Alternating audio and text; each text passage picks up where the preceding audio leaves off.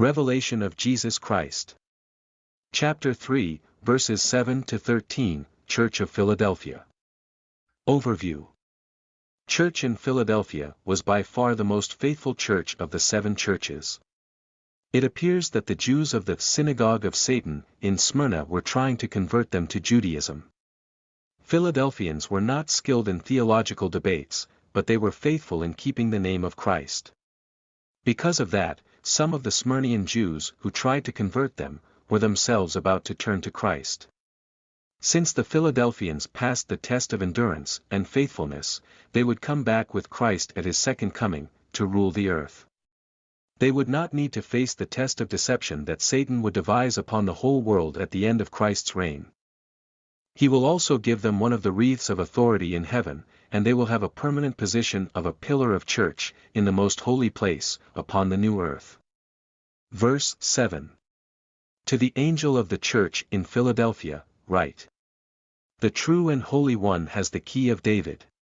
What he opens, no one locks, and what he locks, no one opens.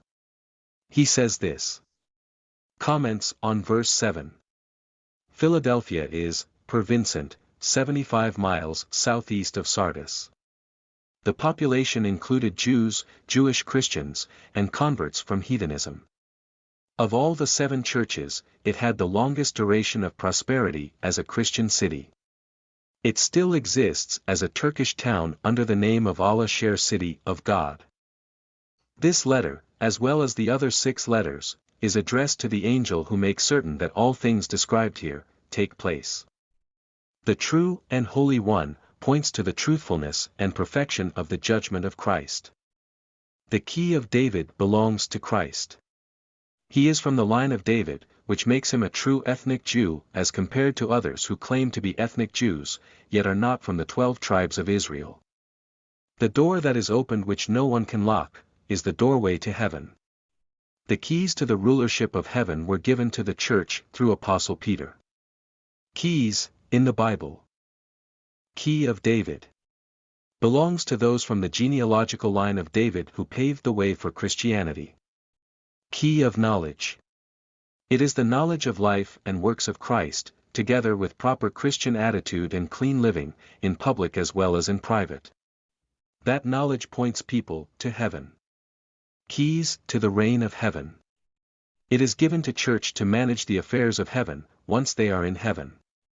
Keys of death and of Hades.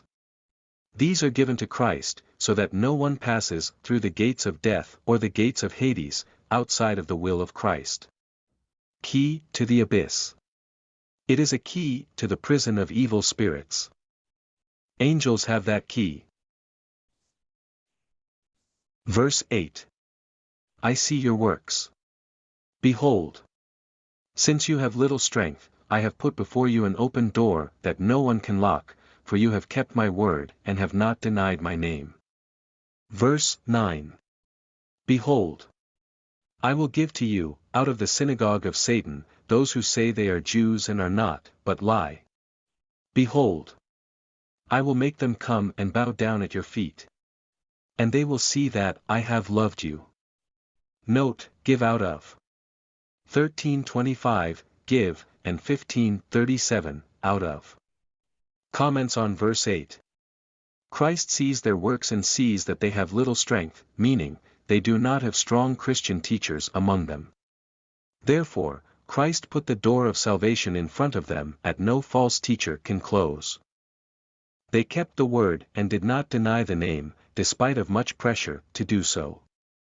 Comments on verse 9. It appears that the Jews of Smyrna were trying to deconvert the Philadelphian Christians, who had persistent debates with the false Jews of the synagogue of Satan of Smyrna. See notes on Synagogue of Satan, Revelation 2, verse 9b. It also appears that the missionary work of false Jews backfired on them, for out of the Jews of that synagogue in Smyrna, some would apparently convert to Christianity. After the new converts leave the synagogue, they would avoid the local church of Smyrna for the fear of the Jews. They would leave Smyrna and join the church of Philadelphia. And they will bow down at the feet of the saints of Philadelphia, in gratitude.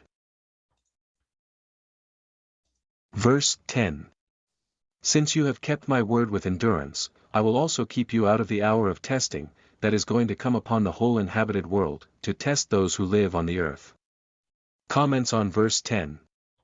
They kept his word with endurance, in light of verse 9, and they defended the word and the name of Christ from the attacks of the false Jews.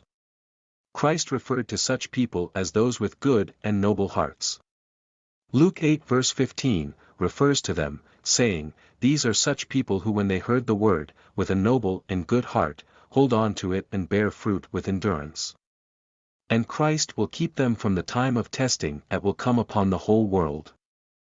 He will do so because they have the heartfelt perseverance in following the words of Christ. When is that time of global testing that the Church of Philadelphia will be spared from? This clearly does not refer to the events during the lifetime of the Philadelphians. This is a testing that is yet to come upon of the entire world, after the death of the saints of Philadelphia.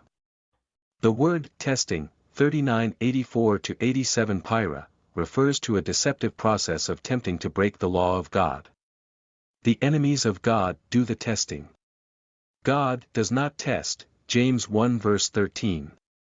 That future global event of testing, refers to the global work of Satan that will deceive the entire world at once. There are three major global events recorded in the Bible, but only one of them is an act of testing done by Satan. These are the Noah's flood, the second coming of Christ and the time right after the end of the 1,000 years. The first two are the judgments of God. The third is the testing of Satan when he is released to deceive the entire world, and Gog and Magog armies are gathered. Verse 10 refers to the third testing of Satan from which the saints of the Church of Philadelphia will be spared. The following are the events leading to that time in future from which the saints of Philadelphia would be spared. First, they die of natural death. Then, they will be resurrected at Christ's second coming. Then, they will rule the earth with Christ for 1,000 years while Satan is bound. And finally, at the end of 1,000 years Christ returns to heaven, and Satan is released to deceive the whole world and to gather the armies against the saints in Jerusalem. The saints of Philadelphia that ruled during the 1,000 years would be spared from that time of testing by going back up to heaven with Christ at the end of 1,000 years. Verse 11. I come without delay. Hold on to what you have, so that no one takes your wreath of victory. Comments on verse 11. I come without delay. When the time is right, the second coming of Christ happens without delay. If they follow Christ until the end, they will receive a wreath in heaven. That wreath, Stephanos, is different from a crown, diadem, that kings wear. It is a wreath, or a garland similar to one the winners receive after competing in games. See comments on Revelation 2 verse 10. The Philadelphians will receive one of the wreaths listed below. Christ wore the wreath of thorns, so we may wear the wreath of victory. The time of Christ's second coming is often misunderstood that it will happen soon. The Greek word for it is 5035. It is often mistranslated as soon. The meaning of soon in English is a time that is very near. 5035 does not mean soon. It means without delay, quickly. The full context of Christ's second coming is this. The time of the second coming is not soon. The time is approaching near, as in distance. Christ is standing at the door and watching. When the time is right, he will come without delay. Helps Word Studies, 5034-5035 does not mean immediately, or in a very short time, but rather without any delay. Wreaths that some of us receive in heaven. Wreaths are given to those in authority. Wreath of righteousness. That individual would have the rights of a judge, as Christ the righteous judge had. 2 Timothy 4 verse 8, refers to that, saying, the wreath of righteousness is laid up for me, which the Lord, the righteous judge, will give to me in that day, and not only to me, but also to all those who loved him. Wreath of life. That individual would probably oversee the tree of life. James 1 verse 12, refers to that, saying, "Happy is a man who endures the test, for he made himself acceptable. He will receive the wreath of life, which he promised to those who love him." Wreath of glory. That individual would probably reflect God's glory. 1 Peter 5 verse 4, refers to unfading flowers as a part of that wreath. When the chief shepherd appears, you will receive a glorious wreath of unfading flowers. Per Thayer, 262, a flower so called because it never withers or fades, and when plucked off, revives if moistened with water. Wreath of unfading flowers may be compared to the wreath of thorns that Christ wore. Wreath of good works and leadership. That individual would hold high leadership positions in heaven. Gold indicates works purified in fire. Revelation 4 verse 4, refers to the elders in heaven, saying, "Around the throne were 24 thrones. On the thrones were 24 elders sitting, dressed in white garments, with wreaths of gold on their heads." Verse 12. The one who overcomes, I will make him a pillar in the temple of my God, and he will never leave it. I will write on him the name of my God and the name of the city of my God, the New Jerusalem, that is coming down out of heaven from my God, as well as my new name. Verse 13. Anyone who inclines the ear, hears what the Spirit says to the churches. Note: inclines the ear. Literally, has an ear. Pays careful attention, cups the ear. Comments on verse 12. The one who overcomes the pressure to compromise the truth of God, will hold a permanent position of a pillar of church, in the New Jerusalem upon the new earth. He will never lose that position. The church will be the pillar of truth of heaven. It will keep and maintain the truth in heaven. 1 Timothy 3 verse 15, refers to that, saying, "I write these things to you, for you to understand how to behave in a household of God, which is a church of a living God, a pillar and foundation of the truth." The names of God and of his city, the New Jerusalem, will be written on the foreheads of those, who are the pillars of church. The names indicate protection, authority, and power. The name of God is not revealed to us at this time.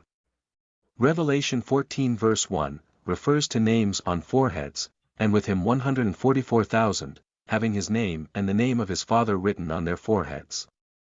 Christ's new name is not revealed to us yet.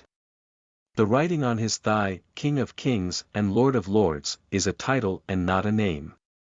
Revelation 19, verses 12 and 16, refer to that title, saying, "His eyes are like a flame of fire, and on his head are many diadems, and he has a name written that no one knows but himself.